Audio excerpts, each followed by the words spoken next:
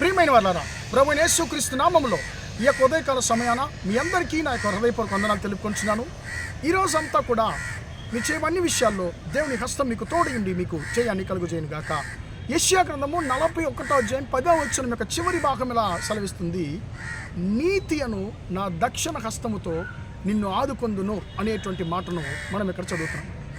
ప్రియమైన దేవుడు తన హస్తముతో ఆయన నిన్ను నన్ను ఆయన ఆదుకునేటువంటి దేవుడిగా ఉన్నాడు.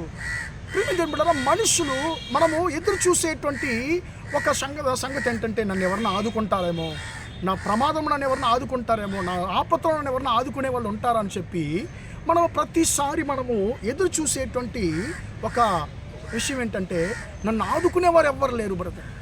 అయ్యా, నన్ను ఆపత్కాలంలో నన్ను ఆదుకునేవారు ఎవరు లేరు, నా శ్రమల్లో నన్ను ఆదుకునేవారు ఎవరు లేరని చెప్పి, ఆదుకునేవారు నాకు లేరని చెప్పి మనము చాలాసార్లు మనము అంగలాడుస్తూ ఉంటామండి. కానీ మన దేవుడు ఆయన జీవమగల దేవుడు. ఈ ఉదయకాల సమయాన అంగలాడుస్తున్నటువంటి నిన్ను చూసి ఆయన అంటున్నాడు, నా కుమారుడా, నా కుమార్తె, నిన్ను ఆదుకోవడానికి నువ్వు ఎందుకు మనుషులను చూస్తున్నావు? నన్ను ఆదుకునే మనుషులు లేరని చెప్పి నువ్వు ఎందుకు బాధపడుతున్నావు? నిన్ను సృష్టించినటువంటి, నీకు సమస్తాన్ని చేసేటువంటి దేవుడైనటువంటి నేను నా యొక్క నీతిగల నా యొక్క హస్తముతో నేను నిన్ను ఆదుకుంటానని చెప్పి దేవుడు ఆయన నీతో నాతో ఆయన వాగ్దానం చేస్తున్నాడు.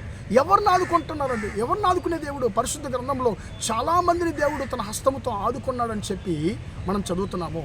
కానీ ప్రియులరా, మత్తయి సువార్తలో 14వ అధ్యాయం 31వ వచనంలో పేతురు యేసయ్య వలె ఆయన నీటి మీద నడవడం మొదలు పెడుతున్నాడు. అయ్యా, నీవేనైతే నేను కూడా నీటి మీద నడవడానికి నాకు సెలవిమ్మని చెప్పి అంటున్నాడు.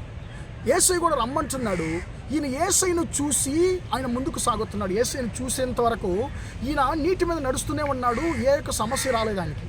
కానీ ఎప్పుడైతే తన దృష్టిని యేసయ్య మీద నుండి, ఆయన యొక్క ఆలోచనను యేసయ్య మీద నుండి తిప్పి చుట్టూ ఉన్నటువంటి గాలిని, సముద్రాన్ని చూశాడో, తనకు ముందున్నటువంటి యేసయ్యను మర్చిపోయాడు.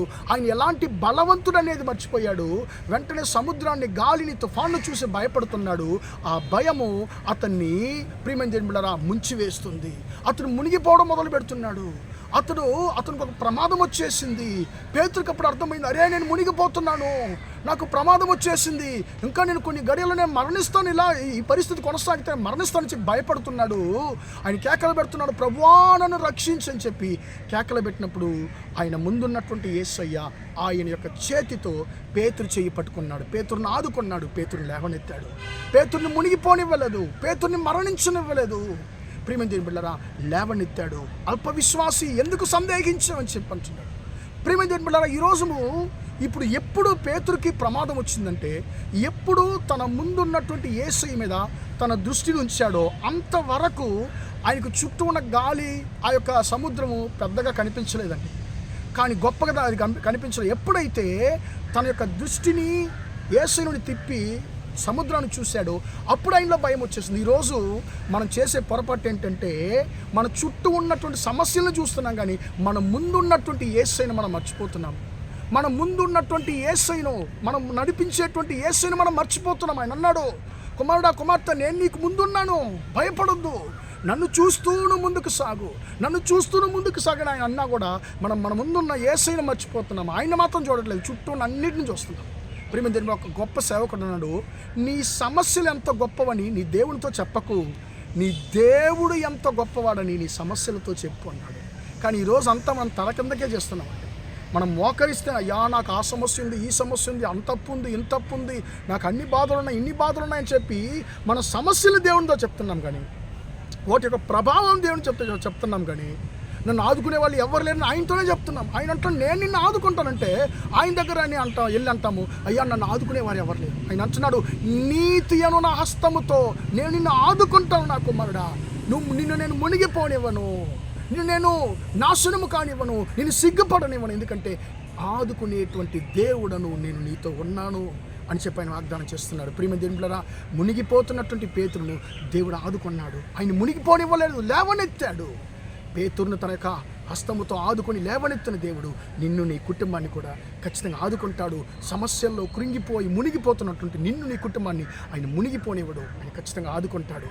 తన హస్తముతో ఆదుకుంటాడు, నిన్ను లేవనెత్తుతాడు. ప్రార్థన చేద్దామా? ప్రేమగల మా తండ్రి, దయగల దేవా, ఇంతవరకు తండ్రి ఈ మాటలు విన్న తండ్రి నీ బిడ్డలను మీరు దీవించండి, ఆశీర్వదించండి అయ్యా. నీతిని హస్తముతో నిన్ను ఆదుకుందునని తండ్రి వాగ్దానం చేసిన దేవుడు అయ్యా. మునిగిపోతున్నటువంటి పేతురును తండ్రి నీ హస్తముతో ఆదుకుని లేవనెత్తిన దేవుడు తండ్రి. నీ బిడ్డలో సమస్యల్లో అయ్యా స్తోత్రం, బలహీనతల్లో తండ్రి, ఉపద్రవాల్లో కృంగిపోయి అయ్యా మునిగిపోతున్నటువంటి నీ బిడ్డలను తండ్రి నీ యొక్క హస్తముతో తండ్రి మీరు ఆదుకోండి, లేవనెత్తమని ప్రార్థిస్తున్నాను తండ్రి. అయ్యా వారి యొక్క దృష్టి తండ్రి అయ్యా చుట్టూ ఉన్న సమస్యల మీద కాదు తండ్రి, ముందున్నటువంటి నీ మీద మాత్రం ఉంచి తండ్రి వారు అన్నిటి మీద తండ్రి జయం పొందుకోవడానికి కృపదైత్యమని ప్రార్థిస్తున్నాను.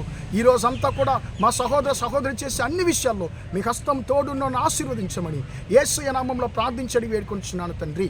ఆమేన్, ఆమేన్. ప్రియమైన వాళ్ళారా, దేవుడు మిమ్మల్ని దీవించి ఆశీర్వదించును గాక. Praise the Lord, praise the lord.